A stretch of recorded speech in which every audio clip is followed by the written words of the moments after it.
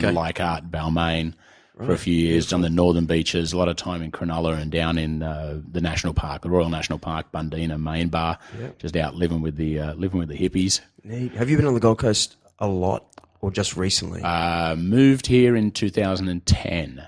Yeah. But you've been travelling. I was working out the other day that I've probably been on the road 30 weeks a year for the last, 25 years would be my guess. Really? That's madness. Yeah, I've spent a lot of time in hotels and planes and cars. So what were you doing before Nitro Circus then? Well, tell me the weirdest thing you've done on tour. Well, where have you been? Like what? 25 years. I've seen the world on someone else's dollar. There's no doubt whatsoever. I've been extremely lucky to do that. Weirdest gig I've ever done. How about a human cannonball act? I wasn't the human cannonball, but my job was to shoot a girl out of a cannon. That was pretty cool. Yeah. Did she live? Did she? Well, responsible for anything? So she may have missed the airbag when we were doing a show in Adelaide and did break her back. No. She's okay. All good. And look. And what did you say after that? Yeah, well, gotta go. Coming. Gotta go. Bye. What's that over there? Run away. So did that. That was definitely fun. Right. So commentary, what we'd say infield commentary is your deal. Or? Definitely, yeah. But in that case, I was actually the shooter.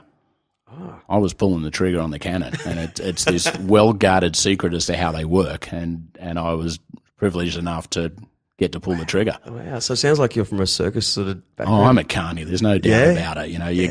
You can't do what I do, travel this much, and not be a carny at heart. Right. I can't sit still for long. Okay, that was my question because I commentated the World Series sprint cars not long time ago, 5, 8 years ago, 7 years ago. I couldn't stand it, mate. I couldn't. It was maybe I've spent too much time at home with my wife and the house and like that feeling of territory or something. I found myself every speedway, g'day. Oh, g'day. It was really tiring. I found myself going, nah, this is a life for. Well, you have to either do it from an earlier age that becomes your life. Yeah, that's why I keep looking at you, going, oh man, is he actually happy to be home, or is he going to get itchy feet soon and be back on the thing going? Well, right now, definitely happy to be home, but anyone who's on the road a lot will tell you that when you're on the road, you can't wait to get home. As soon as you're home, you get that back through your system. You do what you've been putting off, or you needed to do, or you rekindle your passion for something, and then it's like, well, this is what I do. This is how I earn. This is what my life is. I just got to pack up and take off again. Right. Is it wrong to say? What about partnership and stuff like? You know what I'm saying? Like I don't know how people do it. I got so many guys I travel with who married young kids, and it's tough on all of them. But it takes a lot of dedication and support from both sides, without a doubt.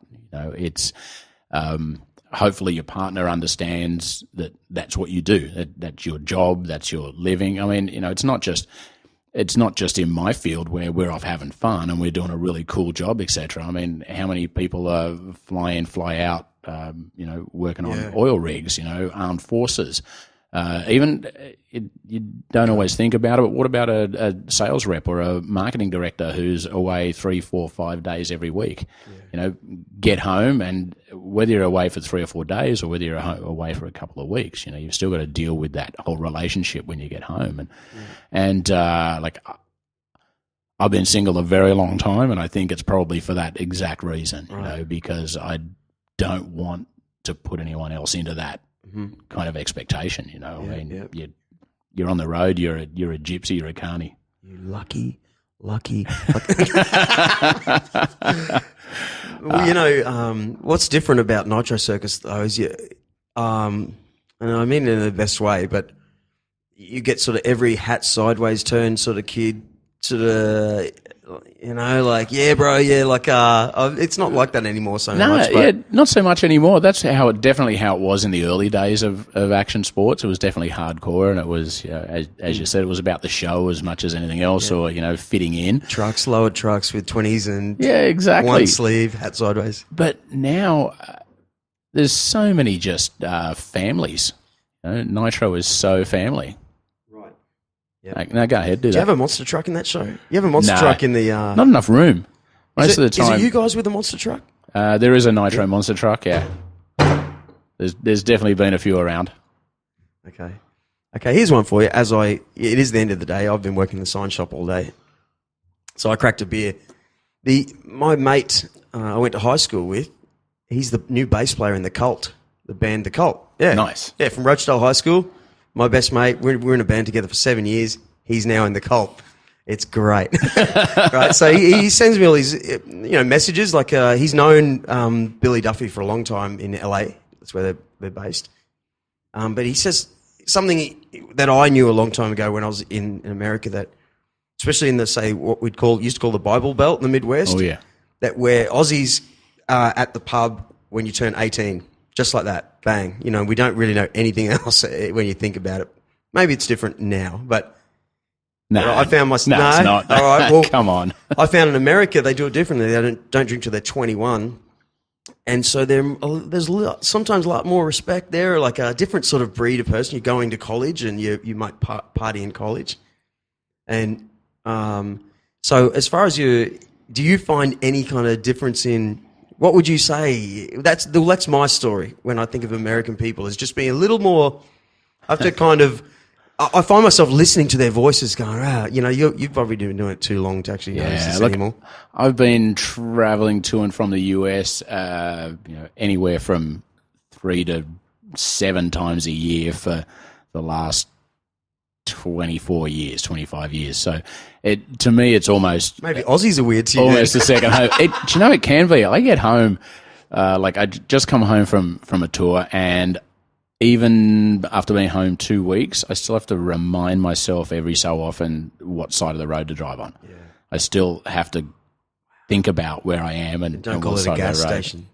Yeah, well, you do learn to speak whatever language that you spend too much time in. You do follow their little idiosyncrasies. But you can't say going to the servo. No idea whatsoever. So you have to say gas. Yeah, exactly. Yeah. But as far as, I lived in the US for quite a while as well, on and off. So to me, I'm used to it all, but give me Australia any day. Right. Seriously. I go there because I have to.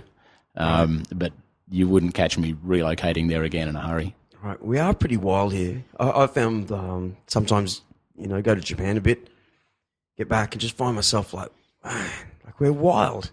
G'day, mate. You need a taxi? Like just straight into your face. Absolutely no ma'ams or pleasants or that you might find in some, an American restaurant. I found myself in a diner. Ma'am, they actually, you actually speak that way, like this way, but you guaranteed in a coffee shop you wouldn't get that in Australia ever. You guys want another bit of garlic bread?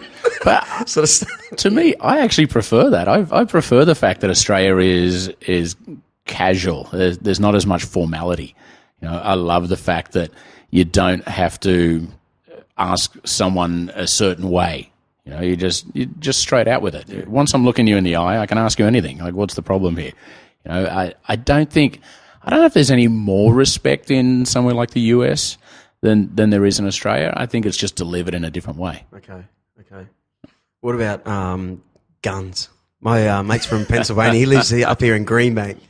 Look, I told you at the start of this, I wasn't going to ask you questions, but now I'm on a roll. I want to get all these out. My mate's from PA, Pennsylvania, and he lives in Greenbank now, and he's a sprint car guy, but he loves his guns. That's just another little real difference we've got.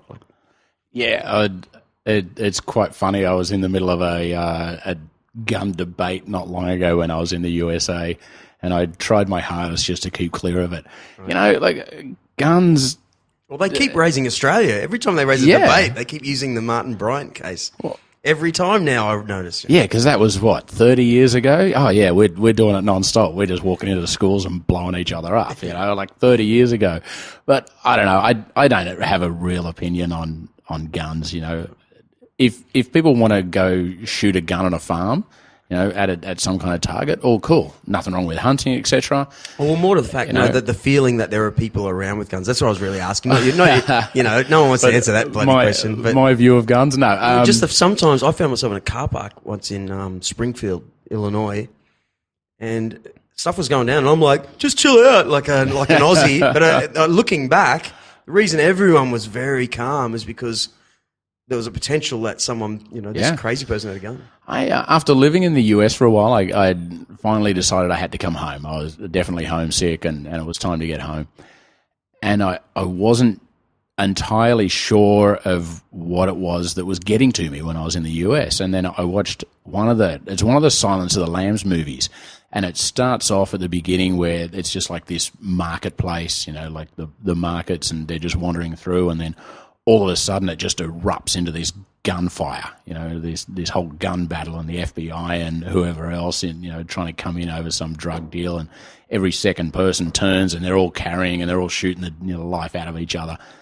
And I realized that, to me, that was what I feel when I'm in the US too often, that could just erupt at any time. That if you upset the wrong person, there, Australia, you might get clocked, or you might get told to pull your head in. In the US, because they know the potential for it to explode. I don't know whether everyone's as relaxed as they are in Australia. The cops certainly don't have a sense of humour, and I'm not surprised. Yeah. Okay. Well, tell me, it can be tense. All right, in all these years, has okay, going back to the Crusty Demons, I know John, what's his name? John, who owns the Willowbank Raceway. He told me, when Krusty's first came out, and I think they did a record jump there. Yep. But it was of that time, when things were definitely kind of like tough guys and this new thing. The whole crowd tore the place up. They're never allowed back, I think it was a record jump. Yeah. Was it Sawley? Robbie Madison. Robbie Madison, Would have been Maddo doing one of his record jumps. Yeah, that was it. Well, the place got torn up. Like, everything was destroyed, and they're never allowed back, I know it's a family show, you said that, but have you ever found yourself in weird little locations where it's just... I don't even know why I'm asking you this question, but I guess I'm looking fishing for stories. Look at you, mate. You've been everywhere, and you just now find you in my suburb. Looking for gossip, looking for close calls. No, I don't think I've ever been in a situation like that. I know there have been. There's definitely, during some of the Crusty Demons days, the crowd did like to cause a little bit of a ruckus. Perth was famous for it. An outdoor show there. They invaded the stage for no reason. No one was upset. They weren't trying to hurt anyone, but decided they could have a little mini riot and turn ramps over and set things on fire, and and no one to this day knows exactly why. And so when we started going back to Perth, even with Nitro Circus, we'd have a double fencing and twice as many security guards as normal, and all the rest of it. And we still don't know why, but every so often Perth just erupts and decides it'll be really funny to riot. Like, I don't think it's a malicious riot. I just think maybe it happened once and they keep doing it. Get known for something. Yeah, exactly. Think about us more. Yeah. Think about us more over here. What are we going to do? Every so often you get someone decide to jump the fence, and they want to come and be a part of the show, and our security guys love that because they get to crash tackle someone. I've had to I've had to 30 shows. Stop a couple of people every so often. See someone running in a place that they really shouldn't be, and get to crash tackle them and keep on with the show, etc. But the funniest one was a show in Japan earlier this year, and some guy just jumped the fence and came onto the middle of the show floor. And the Japanese security were sure this would never happen. Like, no, the Japanese won't do this. Everything will be fine. It won't happen. So they didn't even know what to do. They just stood there and watched this guy. And he came running up to me, and my normal reaction would be to drop a shoulder or whatever else and, take him down so security can deal with him, because, it gets dangerous, or who knows who they might be coming to run, to see Travis or Jolene or someone like that in the cast. And just as I was about to drop the shoulder and take this guy down, I realised, no, I'm in Japan. I don't need to. So I just stopped, and I just looked at him and said, you shouldn't be here. come with me. And he did. He just, oh, sorry, turn around and just walked off. So, that's about the worst pitch invasion I've had. Yeah. Oh, sorry, mister. Yeah, exactly, yeah. Love him. I love him. Yeah, well, yes. You got me thinking about something else. And I lost it again. About Japan. No.